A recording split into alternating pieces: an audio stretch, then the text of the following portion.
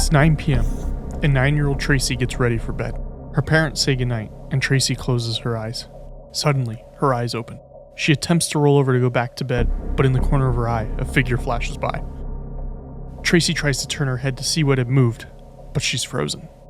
Her breath becomes rapid and her eyes rapidly move back and forth in fear. The figure begins to get closer and eventually stops inches away from her face before ultimately vanishing into the surrounding darkness. Tracy is one of many encounters of this type.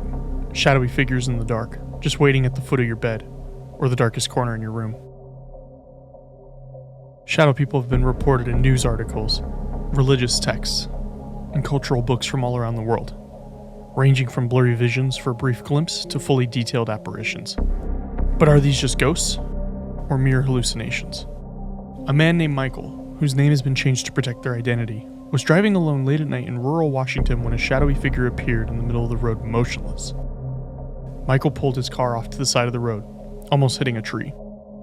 When he turned back around, the figure was gone. What exactly was standing in the road? Michael claimed that he saw no clear characteristics of the figure, almost as if they were just a shadow. Is what Michael saw the same thing that Tracy experienced? Common reportings of these sightings often claim that the shadowy figure disappears when attempting to get close to it. Some say that they evaporate into thin air, while others have claimed that the figures will walk away from them. In ancient tradition, though, it is stated you should never follow these entities as they may be attempting to lead you to your death. What does it all mean? A Redditor by the name of Anathium posted in the r/paranormal thread about their unsettling encounter. On a summer evening, Anathium was staying up late with their sister. As they got up to go to bed, they passed by the front door of their house and saw a Native American man standing in the frame. He stood about 6 feet tall, wore a black suit with an old-fashioned top hat, and had long hair with sharp blue eyes. Anathium screamed, making their sister jump up and impulsively throw a salt shaker at the figure. The figure's face fell into a sorrowful expression, then shimmered away through the front door. They claimed to have never seen the figure again.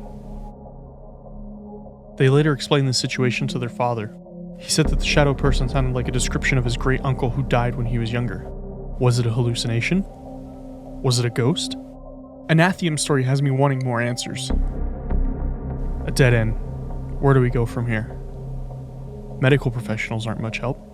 They equate these encounters to hallucinations of possibly undiagnosed mental illness, with so many of these stories being written off as unreliable. But if so many of these sightings are happening around the world and with different cultures, how is it just a hallucination? I've been piecing it all together, and this explanation alone doesn't make enough sense to write it all off, and religion has too many loopholes to be a concrete answer. When all is said and done, we truly have no answers for these appearances, encounters, and sleepless nights that so many people like Michael and Anathium have experienced.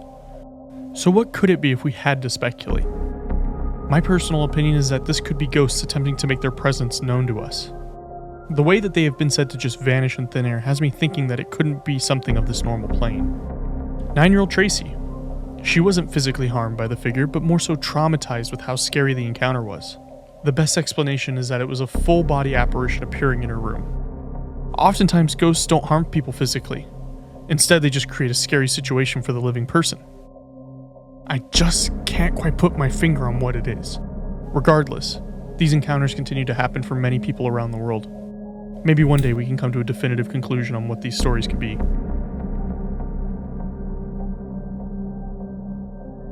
If you have seen them, let me know.